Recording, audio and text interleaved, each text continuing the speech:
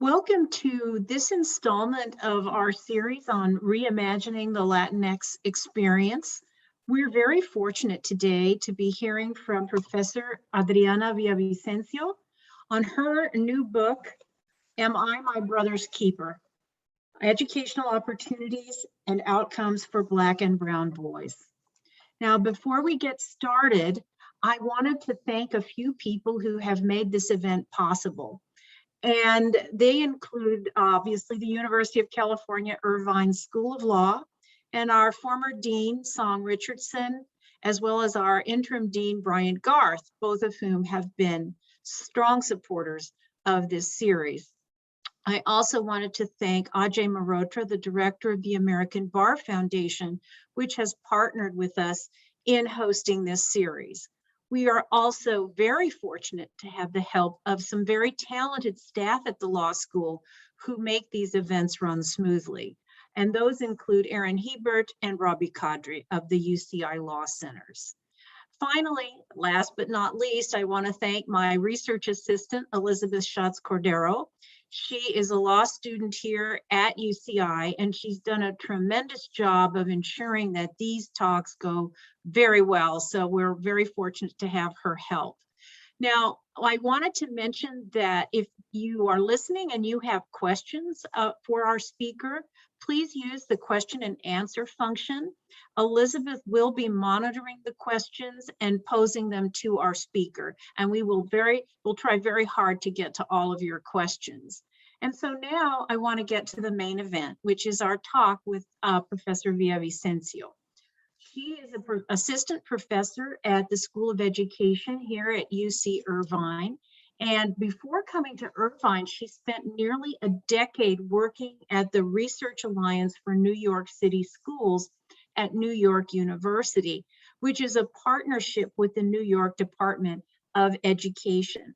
As part of that research, she did a longitudinal study of the Expanded Success Initiative, which is what she'll be talking about today. And what I think is very important about her work is that in studying this initiative, she sees that even though you can't portray it as an unqualified success, there is much that we can learn from what the program achieved, but also those things where it fell short.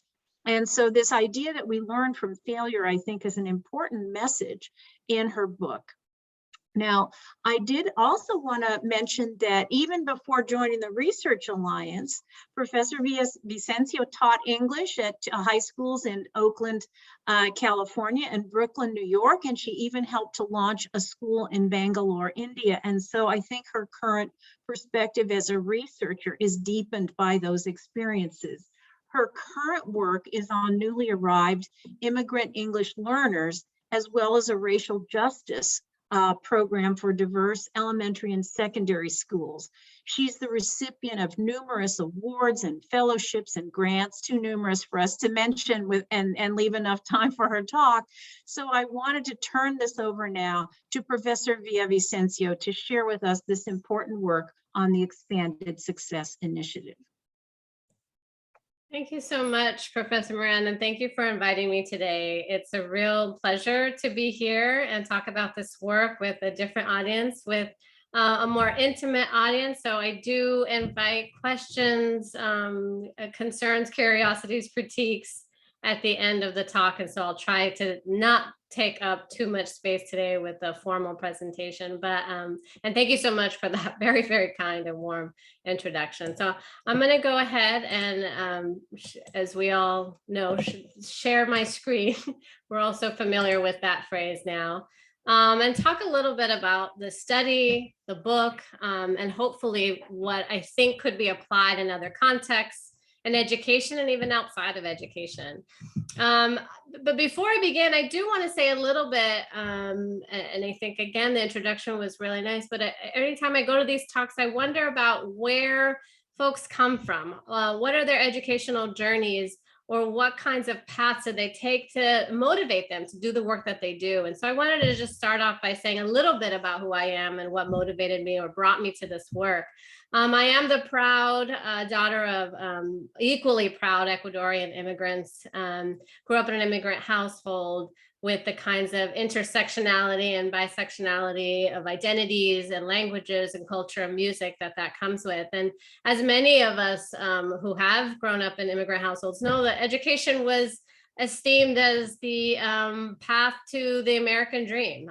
That's a big reason why my parents immigrated. Why they tried to give us this life here in the United States. And for me and my sisters, it did actually, it worked out in the way that they aspired. But when I became a New York high school teacher, and I've shown a picture here of New York City high school students who are also student activists, always inspired by the young voices in New York City, I learned that it was a lot more complicated than I thought, that my own personal or individual journey was not necessarily universal, that there were systems outside of the individual's motivation or their skills or their talents that sometimes limited the power or opportunity of their educational trajectories. And so that led me to do the work that Professor Moran mentioned at NYU, where I spent about 9 years, almost 10 years, studying the New York City school system in collaboration with the DOE, with the Department of Education there. That was really exciting work, because not only were we conducting high quality research, but we were conducting research so that we could inform the decision makers within New York City. And that really transformed the way I thought about research and its potential to actually influence policy and practice. And now, of course, I'm here at UCI trying to take some of what I've learned, take some of the topical interests that I studied in New York City, and bring them to the local context. As I think was alluded to in the beginning, I have a large set of kind of prior and current research initiatives and goals. I'm really, again, trying to think about students and families also who are marginalized in school communities, who have been historically underserved by education. But today I'm going to talk about this study in particular, which was a 5-year study, a longitudinal study of the Expanded Success Initiative, ESI. I'll continue to refer to it just as ESI, since the Expanded Success Initiative is a mouthful. And really a labor of love that ended up with the publication of this book last May. And I think one of the main takeaways, if anyone has to leave early and you can only leave with one thing, it is that learning from failure, the opportunities of learning from things that don't quite work the way we aspire to, and they don't often work the way we aspire to, if we're frank, if we're truthful. And so I had seen in New York City, especially in this very political educational environment, where the education and the mayor is very much interconnected, that policies would come and go, initiatives would come and go, funding streams would come and go. And I always felt that there was a missed opportunity to stop and take a second, take a beat to try to understand what we had learned by what had just transpired. And so the book is really my mission, or my aspiration, to do that, to record what we learned and what could be applied in other contexts. So I'll back up all the way to 2012, before the initiative started. And this was the graph. And you see that this slide was not created by me, it was created by the Department of Education. This was the graph that really motivated or spurred on the entire initiative. And it is the college readiness gap. For the 10 years prior to ESI, the high school trajectory was actually increasing across all racial, ethnic, and gender groups, and also among Black and Latino males, or Black and Latinx males. But you see that the college readiness gap was very large and also very stagnant through those 10 years, even as the high school graduation rates had been climbing. I think what was more startling for the DOE was this graph, which they also created and shared with us at the outset of the study, which was that for even among students, Black and Latinx male students who were coming in their 9th grade year of high school with the highest proficiency, in New York City, it's level 1, lowest proficiency, to level 4, highest proficiency. Students who were coming in with level 4 were still graduating 4 years later with a 20% gap in terms of college readiness. And so this for them was obviously alarming, discouraging, but also for some, perhaps an opportunity to intervene, that something was happening in those high school years that did not allow students, even who were pretty well prepared to come in the 9th grade, to actually graduate on time, college ready. And so the New York City system created what I've been calling the ESI initiative, the ESI, which was actually part of former Mayor Bloomberg's Young Men's Initiative, or YMI, a lot of acronyms. And this was actually, YMI was actually a predecessor to My Brother's Keeper, which many of you are probably more familiar with. And a lot of the kind of building blocks that were a signature of the YMI were part of what you now see in My Brother's Keeper Alliance. In New York City, this was an investment of $27 million in the ESI, in the educational component.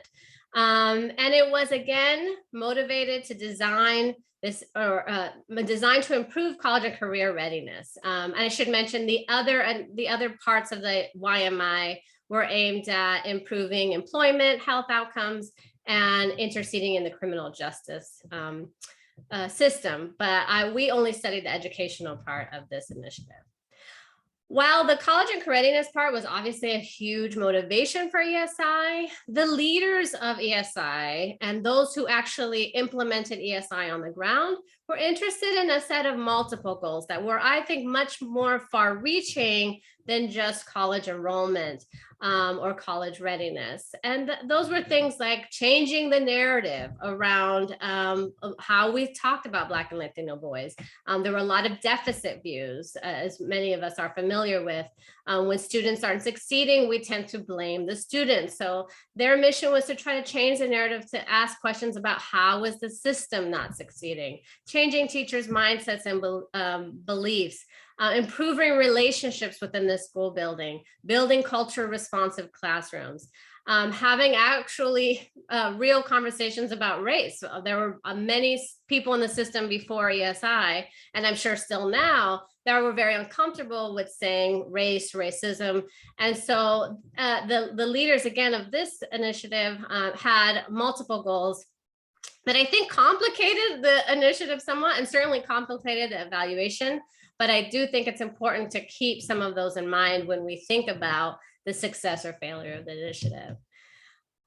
Just some nuts and bolts here. What was ESI? It was implemented in 40 New York City regular public schools. All of those schools had to have a certain number, at least 30%, serving at least 30% Black and Latino boys in their building.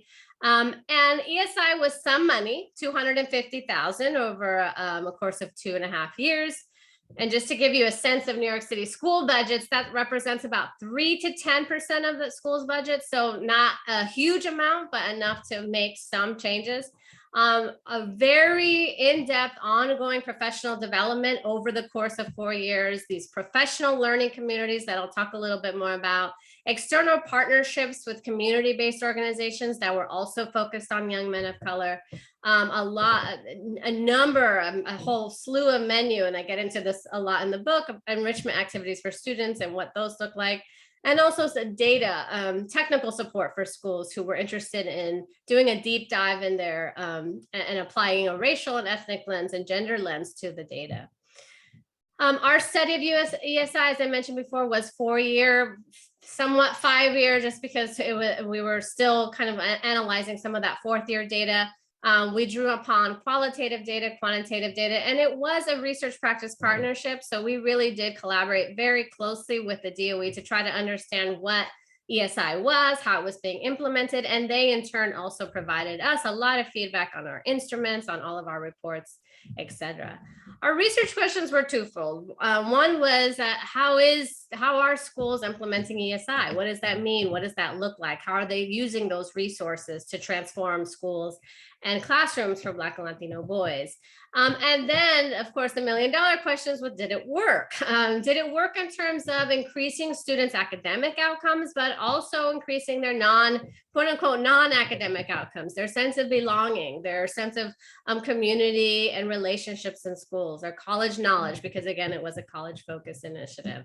So our data collection, and I should say here that, of course, this was just not a one-person team. I had a team of maybe 20, 30 folks over the course of the 4 years, and I could say a lot about how wonderful it was to work with the Research Alliance in New York City. But we interviewed over 800 individuals over the course of that time with semi-structured interviews, both in ESI schools and also in a set of comparison schools, because we were really interested in understanding the contrast of treatment. We also spent 2 years in a set of 7 case study schools. So I'll talk a little bit about what we found there. And then of course, we just try to triangulate some of our in-depth data and some of our survey data with some highly structured program questionnaires to just understand a little bit more about what schools were actually doing. To measure our impact, we relied on 2 pieces of data. One was a survey data that we administered to about 10,000 students every year in both, again, the ESI schools and comparison schools. And then we had administrative records. Being the Research Alliance, we had access to all of the DOE's administrative records for student, school, and teacher level. And so we were able to use that data to understand more about the academic outcomes and other kinds of outcomes of ESI on students. So what did we find? I'm just going to check our time and we're good. So it's a really mixed story, and it's a really complicated one that I try to tell in maybe painful detail in the book, because I do intend for the book to be useful and applicable for folks who are making decisions about schools, who are actually practicing in schools. But to begin the story, we did find the implementation was moderately strong. And I should say there's some caveats here, because ESI was not a narrowly prescripted program like a reading program or a math program. So it wasn't an intervention where it was very easy to measure fidelity. So we had to be a little bit creative about what we meant by fidelity. And there was somewhat of a blunt measure to think about, well, are they serving the target population?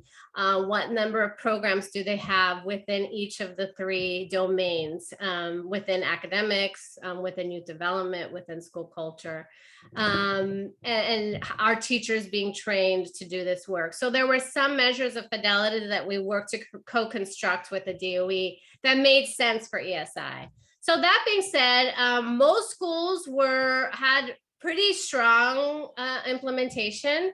I mean, I should say that this was different from year to year. This was in the final year, with some small group of schools really showing high fidelity, really showing strong versions of ESI, and some small group of schools showing pretty weak or poor versions of ESI. And if you saw year 2 of implementation, it would be much higher across the board. But after the funding disappeared, I'll say, even though there was an eye towards sustainability, after the funding ran out, some schools really did decline in their implementation. We were also interested, if you remember research question 1, was not only how this is being implemented in ESI schools, but how is that different than what regular schools are offering students? Because we all know that schools are doing, regardless of whether they're in a special program or not, a lot of different things. For the most part, they are really throwing a lot of things at the wall to try to understand and figure out what's going to work with their students. But we found, for the most part, that ESI schools were actually providing students with more of the kinds of programs associated with ESI than comparison schools were. So more early college prep starting in the 9th and 10th grade. A lot of the college prep in New York City at the time was starting more in the 11th and 12th grade. And ESI schools realized that that was too late. Culturally relevant education was more likely to be present within ESI schools. Alternative to suspension programs, a little bit more likely.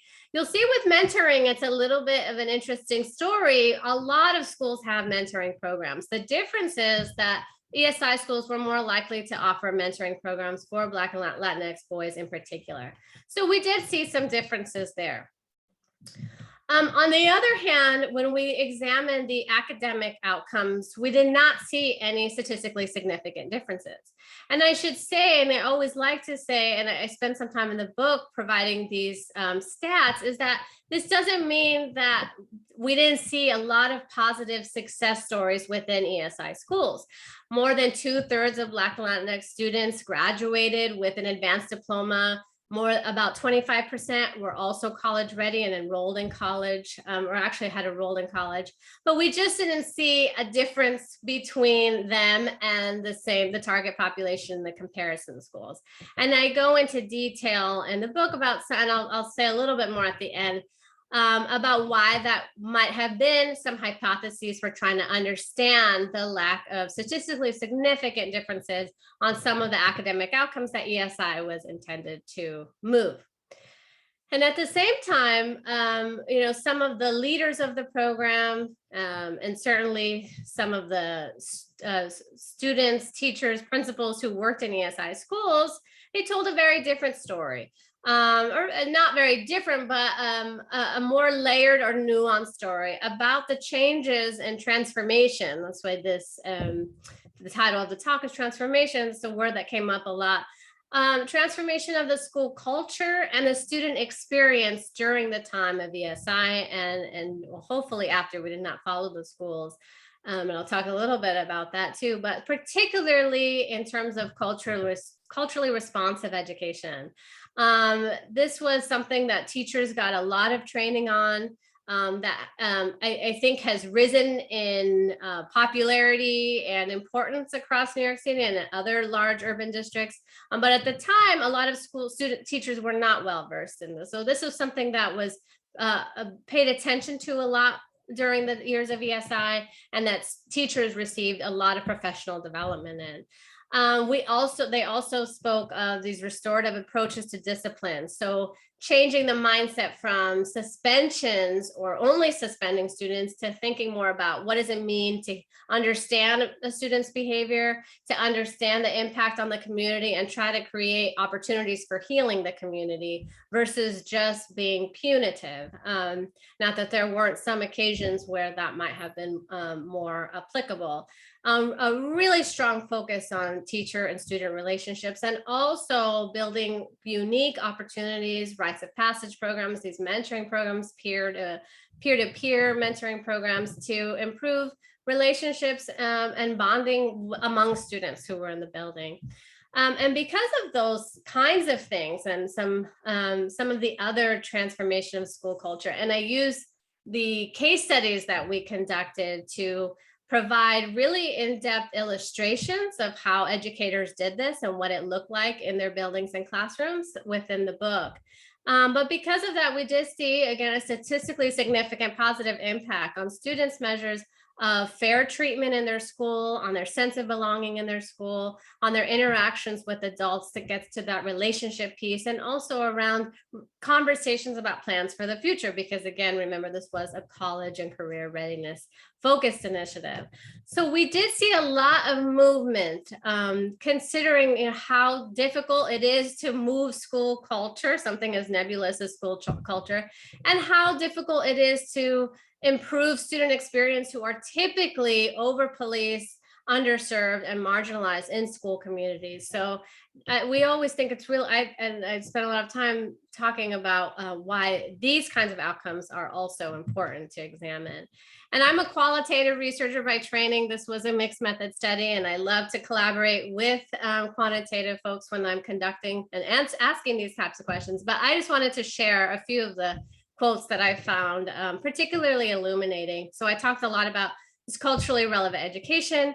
And one of these teachers says, and you can read it, so I won't read the whole thing, but talking about the way that CRE changed the way she interacted with her students, changed her instruction, her relationship with students, how her classroom was run. I remember this person talking about who she called on in the class and that attention to their own instruction versus the focus being on students who weren't turning in work, for example. And this person, both on a personal level and a school-wide level, I think CRE is the most meaningful thing that she had done that had come out of ESI. there was a large emphasis not only on college enrollment, college application process, college getting your FAFSA in, but on what it was like. I love the title of this series about reimagining the experience, what it was like for students to imagine themselves in spaces where they might not have otherwise.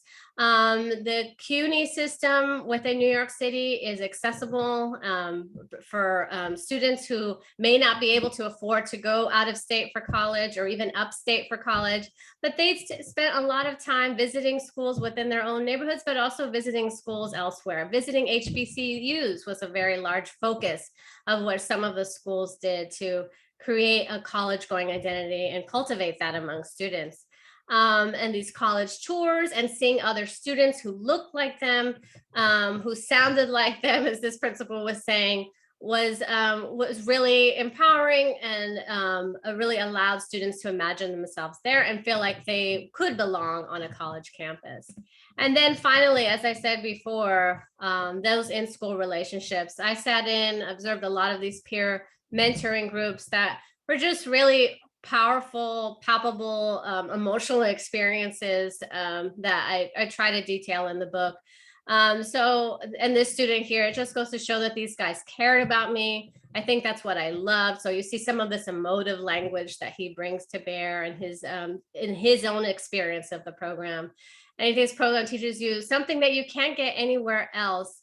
These guys made me want to come to school that much more. I got to be with my brothers, and we talked a lot about those family relationships and those bonds, that it's not just a student that you're sitting next to in class, but these were students that you were able to have real conversations with, especially around issues of race, racism, some of the things that were current events that were happening at the time. The killings of Eric Garner, Michael Brown, Tamir Rice, some of those kinds of experience, somewhat traumatic experiences, were also opportunities to really bond and be restorative within their communities. And I also want to acknowledge that sometimes, because this initiative was so far-reaching, if we go back to that slide with all of the multiple goals of ESI, that it may not have accomplished every goal that it set out to do, especially within that time frame, because changing even one individual school in that time frame is difficult, let alone an entire system of schools. But that it did allow the system to start planting seeds for change that is potentially long-term. So there was a formal adoption, for example, of culturally responsive sustaining education by the entire district. And that's not to say that I'm trying to make a causal argument to say that ESI caused there to be that education, but it certainly changed the conversation, helped change the narrative, and helped develop a lot of teachers within the system to demand that kind of emphasis on CRE within their classrooms. There was also efforts to recruit and retain male teachers of color who were very underrepresented considering the male students of color in the system. And so there was an effort to hire Black, Latino, and Asian teachers, and also not just recruit them, because I think sometimes that's a little easier to do, but also retain them with the same kind of attention to, do teachers belong here? Are they supported? Do they get the kind of mentoring that allows teachers to remain in the system long-term? They provided implicit bias training. This was somewhat related to the culture relevant educational training that teachers received as part of ESI for 50,000 teachers, even in a pandemic, even throughout the year of COVID, and we're in maybe the third year now, school year of COVID. And so we're able to do that, continue to do that on Zoom. And they also instituted equity teams. These were teams who were really focused on applying a racial lens and an equity lens to their school practice, to their community, to understanding their school data. Across 29 of 32 community school districts, and that number may have changed since I reported that in the book. So which aspects of ESI weaken potential for more robust results? This is probably too small of a list, but just to say, they started with 40 schools. And in New York City, that is kind of a drop in the bucket because it is such a big system. They serve 1.1 million students. They serve 1.1 million students in 1,800 schools. But still, for something so aspirational and diffuse and somewhat exploratory in nature, 40, I think, was really too large to try to implement very strong versions of ESI. And there were also very diffuse, as I said before, there wasn't a very narrow prescription of what ESI is. So some schools were really creative, really thoughtful, really intentional about what that meant. And some schools were frankly floundering, were trying to understand what that could mean, but didn't have the capacity to do it well or necessarily do it similarly enough to other schools within the ESI pool. And I also talk about widespread participation over deep engagement. I think this is related to the number of schools that were involved. But we did see that even within schools that where a team, a cluster of teachers were really involved, that some teachers down the hall may not have known what ESI was, may not have been trained in the same way, may not have been exposed to the same kind of material or resources that some other teachers in their building were. And I think some of the biggest limitation is just not having enough time. I was talking about this with a colleague of mine who's been doing intervention work since maybe for more than 4 decades, and some of the same conversations that we've been having about the length of time, the number of years that it takes to actually get something right, to do something well. And yet we're supposed to produce results within a shorter amount of time. So I should say, for example, that in the first year of ESI, a lot of schools, the funding was delayed and they didn't really start until the middle of the year. And then they really had to figure out what they were doing. And the second year of ESI was really where they kind of got off the ground. And then in the third year, their funding went away.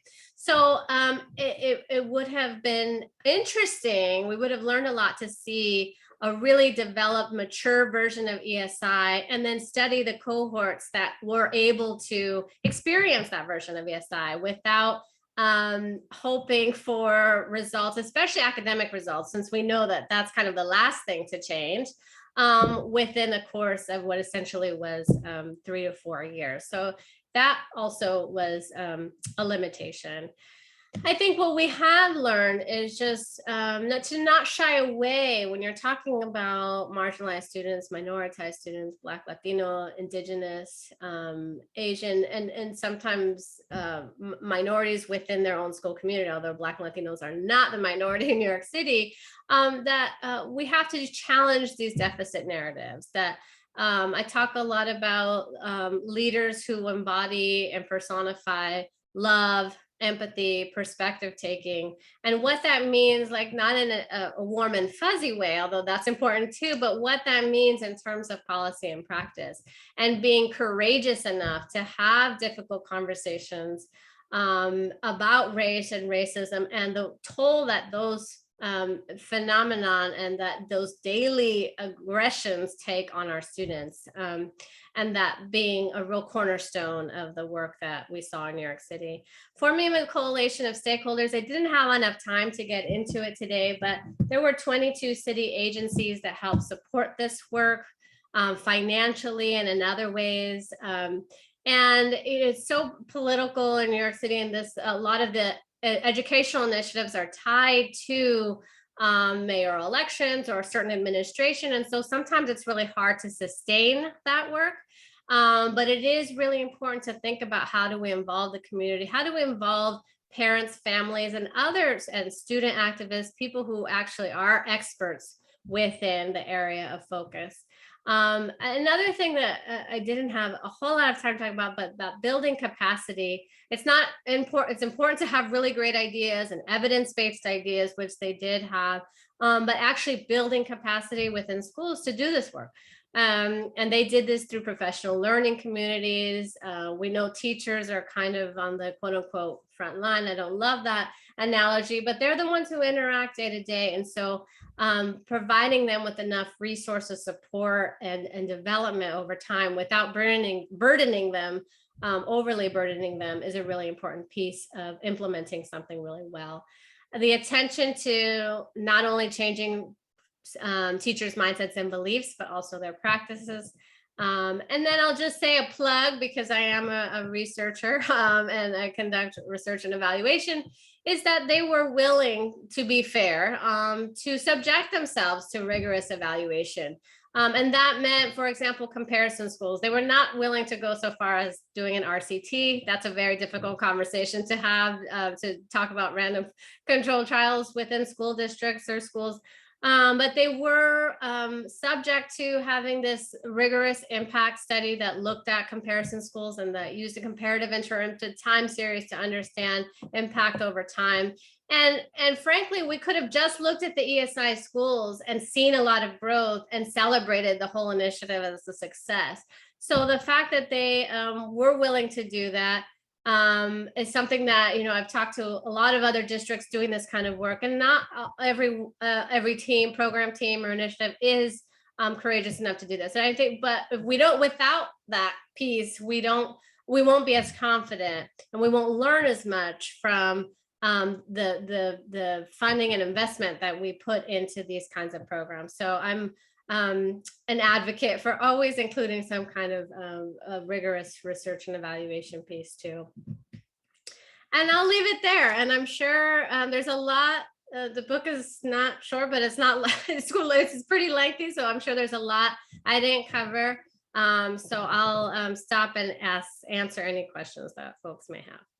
Thank you so much. Yes, and please feel free to put your questions in the question and answer function.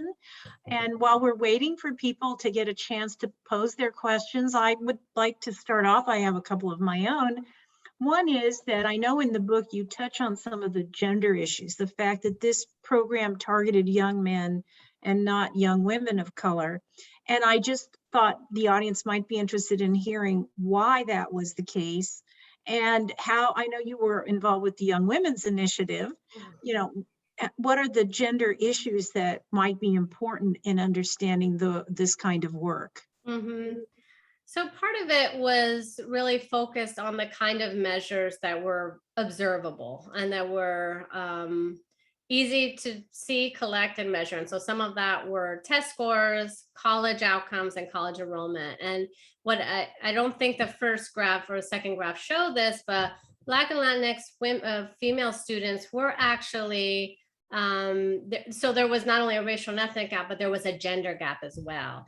And so, at the quote unquote bottom of these graphs, and not just in education, but also in employment figures, in the criminal justice system, in health outcomes as well, and those health disparities, you saw a racial and ethnic gap, but you also saw a gender gap with their female counterparts performing better. Now, that's not to say that women and young girls and young women didn't and don't experience a lot of unique challenges of their own that may be a little bit more difficult to measure, difficult to capture. And that really did motivate the Young Women's Initiative.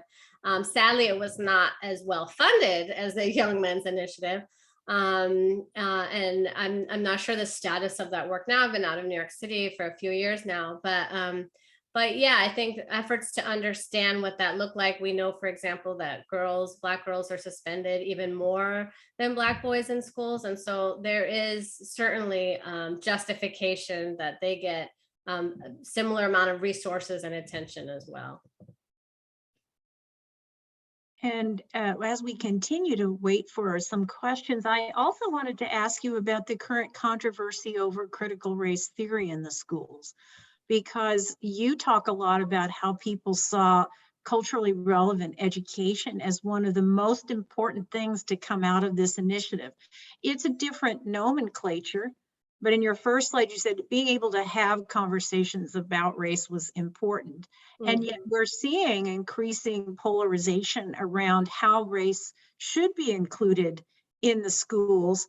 And so I didn't know if you had any thoughts about the rising level of controversy over critical race theory in the schools. Yeah, I mean, I'm glad you hit on the nomenclature piece, because I do think parents, families, and a lot of right-wing advocacy groups that are fueling some of these, school board disputes that are ending up in assaults and aggravate and really aggravated debates it is a misnomer. I know very few schools that I know of, or teachers for that matter, are going to touch on the subject of critical race theory. And yet now even talking about race, talking about racism is lumped in with this umbrella term. And what I think, and I've talked with a few district leaders in the local area, certainly in New York City, and it does take, I think, some courage, but I also think it takes some clarity in your communication. Many parents, when you actually explain what that means or what that might look like, are not as opposed to or antagonistic towards culture relevant education. But if it is framed in such a way that it aligns with some kind of political values, or a side of the right and left that they may side with, then it's really easy for them to dismiss outright. So I think those who are managing it somewhat successfully, it's a matter of continuing that communication, being really clear about what that means, providing some examples in the syllabus, and also if you're not able to please everyone, standing strong in the commitment that you have to those values. And again, we do hope you'll post your questions in the Q&A section, because we know that this is an area of interest to you, and we do want to hear from you, even if it's a comment about the topic.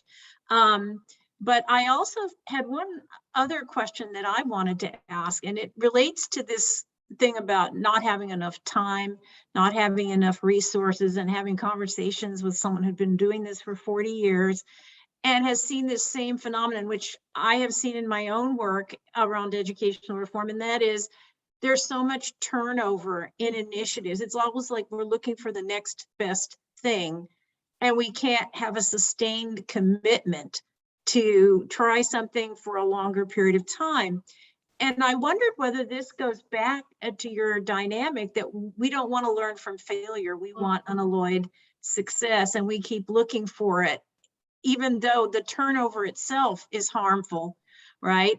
And whether that has anything to do with the politics, because I think, it's not just in cities like New York where the mayor plays such a big role, this political process. I think foundations do the same thing. I mean, I'm just curious to hear a little bit more about that dynamic. Yeah, I mean, I was just talking about how there was a table, to talk about the turnover. There was a table with all of us at the outset of this work, with the funders, with multiple funding agencies, with the research team, with the program team, with other representatives from the mayor's office. And little by little over the years, I think there were only 2 of us standing by the end of the 4-year period. So that turnover makes it really difficult to sustain the interest, to sustain the commitment, to sustain the funding. We had actually envisioned asking for more support and funding to follow those students long term, even if it was 1 or 2 years out of their college, because we hypothesized based on previous work that we would see some long-term outcomes that weren't necessarily observable in their senior year. But it was really difficult to have those conversations when there's so much turnover and everyone in the room was brand new, and you had to have these conversations over and over again. And I think the other piece of it too is, I don't know, I get the sense, and maybe this is naive, but that those who do start these initiatives and who do implement them really have a lot of hope and have a lot of faith that they will work and that they will achieve their desired results in the time that they have laid out. And so sometimes it comes as a surprise, even though some of us who have been reading about this kind of work or doing this kind of work in your case for a long time have seen that that's not necessarily the case, and that we shouldn't be surprised. So the cynical part of me is, they just want to be able to celebrate the successes and not talk about anything that did fail or that wasn't a slam dunk. And also at the same time, some really do have a lot of hope and faith that these things will generate the kind of results that they are designed to achieve. And I see we do have now a question. Yes, I can read that from the chat. Can you discuss if there was any tracking of student outcomes beyond those surrounding college readiness and enrollment, employment, or interaction with law enforcement, for example? Mm-hmm. We did not include any law enforcement data. I believe the criminal justice area of YMI did, and there are some results published on their website. I don't know if it's still available. So I think there was, again, very minor traction on that. We had an aspiration to continue to look at their college persistence past the first year, since we know that can be a really strong predictor of completing college and attaining a college degree. But again, as I said, people were not amenable to providing more funding to track those students. And in New York City, and because of our relationship with the DOE and other city agencies, it would have been very doable to see some of those employment outcomes. So the work of my my former executive director, Jim Kemple, he evaluated a long time ago, maybe in the 90s, 80s, a career and technical program that was focused on high school students, where they didn't see the impact on high school graduation, but years later, they were able to see impacts on things like employment, on marital stability, and some health outcomes as well. So those would have been really great outcomes to see long term, but we were not granted the funding to do that. And why do you think that funding wasn't forthcoming, just out of curiosity? I mean, the message that we just kept receiving, and not that we could have acquired the funding elsewhere, but I think, the most natural place was with those who funded ESI to begin with. But it really was a matter of people moving on to the next big thing at the time. It was universal pre-K, which we played a role in as well. Not me personally, but others at the Research Alliance and NYU. And that is really exciting work and is being implemented well. There was the community-based school model that came under de Blasio's administration. And so it's nothing against the efficacy or potential impact of that work, but it did feel like no one wanted to continue, my own observation, no one wanted to continue talking about something that was attached to a previous administration. But it even, I think, if there were individuals who were just kind of like institutional support and organizational support as well. We have another question in the Q&A. The interventions you described seem very time and labor intensive, the training teachers component. Is there a short list of what to do for teachers who want to adopt the methods but don't have access to the training? Yeah, I'd like to say the book has a lot of that. Professor Moran, you read some of it. Like I said, there's almost too much detail in certain places, where we spent 2 years collecting case study data, and those are also available in practice. We've called them practice guides online. If you go to the website of the Research Alliance for New York City Schools, you'll see a whole slew of practice guides for teachers with kind of step-by-step processes, other like additional supplementary links, websites, resources, things you can print out, things that you can share with your staff members as a PDF. So I've written this book with multiple audiences in mind, but because I was a New York City teacher and also a teacher here in California, my chair is falling, the to-do piece is really important to me. So I've tried to include a lot of that information in the book as well. Now, you did say in the book that each school has a different culture. So when you go to the practice guide, is there a way to think about what things will work best within the school culture and the environment you inhabit? That's a really great question, because I think part of what made the strong implementers was that they were able to think critically about their own students and their own families, and then adapt a good idea to their community. And that, to be fair, is why the DOE didn't want to be very prescriptive either, because their reasoning and rationale was that folks in a school building knew best what their community needed.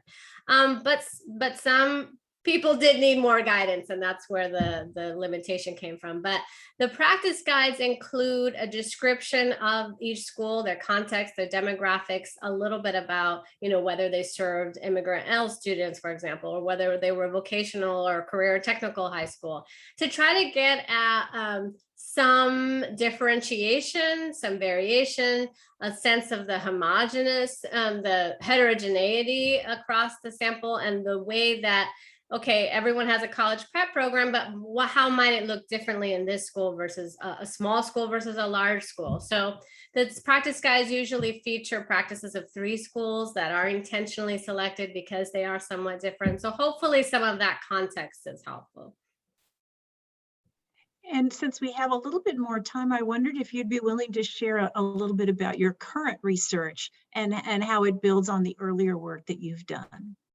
Yeah, I'd love to do that. So for the last, or right before, it seems time is very strange in the pandemic era, but before I came to New York City, I spent 3 years studying immigrant international schools that exclusively serve immigrant students, refugee students that are multilingual, and I've started publishing a lot on this work, and I'm happy to share it maybe if you want to email me, and I can share those papers with you. But we did find a statistically significant positive impact of those schools on the high school and graduation outcomes of those students, and on other outcomes as well. And so what we've been doing, again, as taking a deep dive, I'm a qualitative researcher, is thinking about what that looks like, and not only documenting those practices and policies, but thinking about how they could be adapted, how they could be applied in other contexts. Now, certainly the international schools, it is a network of schools, so they have particular ways of doing things, of hiring, of mentoring, that may be more difficult to scale or replicate. And at the same time, a lot of the beauty of that model are things that I think could be easily transferable to other systems and other schools that serve immigrant students, and particularly those who are designated English learners. The other strand of my work right now is around racial, it's focused. I think it did branch out from culture relevant education, but it's more explicitly focused on racial justice. And again, there's a whole professional development piece there. There's a leadership development piece. There's also thinking about how to change organizations, so organizational leadership, organizational theory.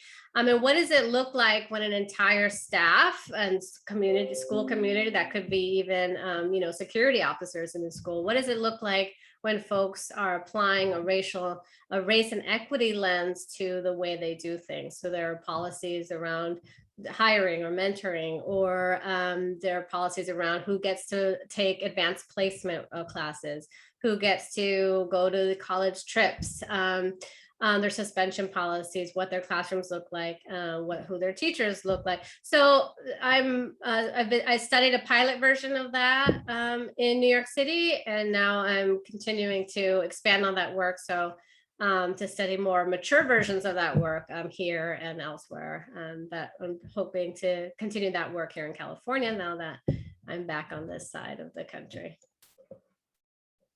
And do you expect to see any differences between the Northeastern schooling and these issues versus in California? Yeah, it is interesting how the context plays. I mean, I'm still getting to learn some of the hierarchy and some of the layers, the levers of influence. My work is focused on our research practice partnerships, but that also means like understanding who you're partnering with. So it's not usually a principal. In my case, in New York City, it was the the department, but it could also be a superintendent, a particular community superintendent, or a network of schools. So it's trying to understand those layers here.